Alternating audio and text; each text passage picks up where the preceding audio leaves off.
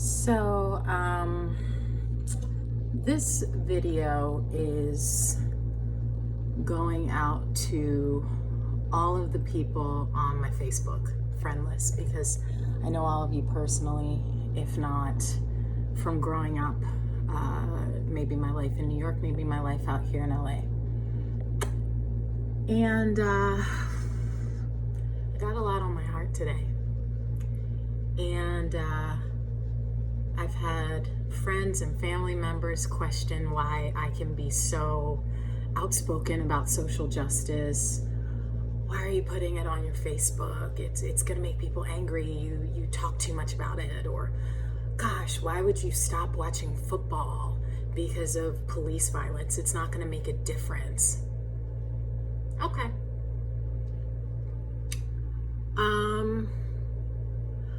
I've been praying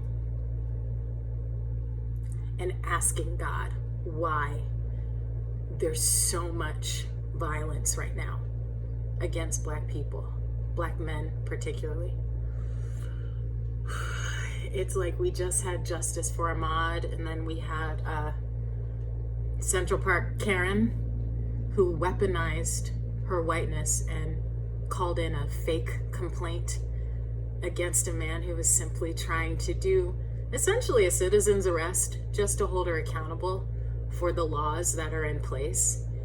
And she knowingly put his life in danger. And then we have the latest killing by four policemen. I haven't watched the video. I can't watch another Black man be murdered. Where they're kneeling on the man's neck.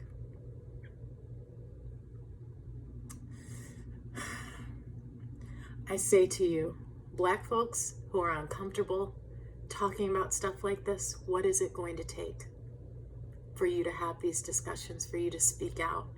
What is it going to take? To my white friends, what is it going to take? To my other friends of color, what is it going to take if you are not already outraged? Especially to my friends who are lovers of Jesus.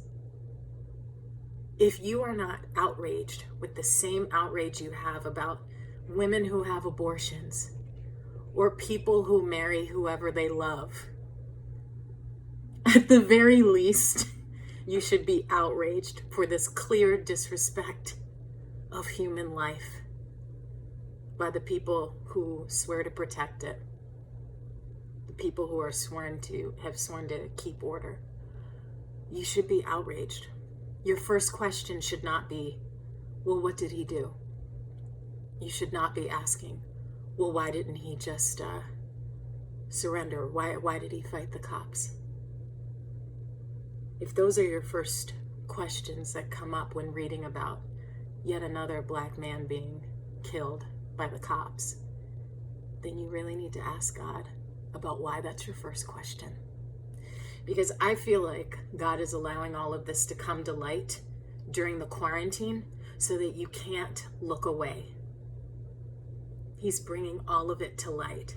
And I think, personally, that he's asking the church to be the church. I would love to see the outrage of my white Christian brothers and sisters that I see for sex trafficking. I would like to see that same outrage. And yet when it comes to issues of race, a lot of you guys are silent. And here's the thing. I see that, and the world that you so desperately wish would accept Jesus as their Savior, the world sees that too.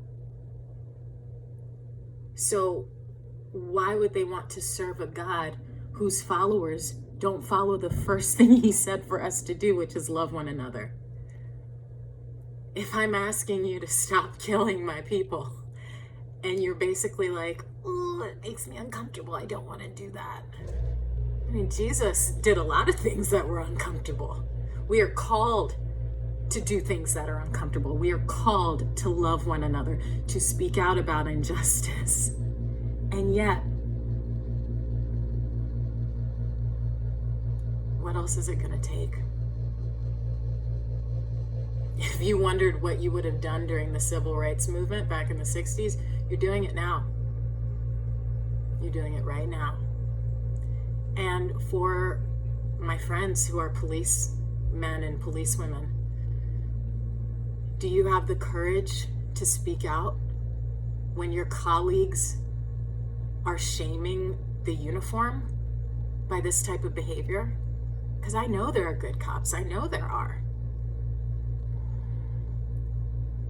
But how much longer are you going to allow these bad cops to tarnish your reputation? When I see a policeman or woman, I don't feel safe. I just hope I don't get pulled over. Why do people wonder why I drive the speed limit? Well, not only do I not want to waste money on a speeding ticket, but I'm not trying to have my life put in danger for a simple traffic stop. I think there's been more than enough video evidence to show that, hey, we haven't been lying. Something's not right. And the world is watching, and God is watching too. So if you feel like when you get to heaven that you can look God in the face and say, yeah, I stood up for my brothers and sisters. I did everything you asked of me. Cool. But if there's more you could be doing, whether it's simply listening or asking your friends of color how you can help, or having the tough conversations in predominantly white spaces about how you can do better, do that. It doesn't have to be a public thing. It doesn't have to be on social media. But be willing to have the uncomfortable conversations. Be willing to speak out about injustice. It's literally all through the Bible. And your silence is deafening. And it's heartbreaking. And I'm not going to be quiet anymore. I mean, I haven't really been quiet, but I've been taking a lot of time to just process it. But I want to challenge all of the Jesus believers, do better. Your black brothers and sisters need you to do better. Because we see when you're not showing up. And every other marginalized group, I need you to feel our pain the way you feel your own. Don't turn away anymore.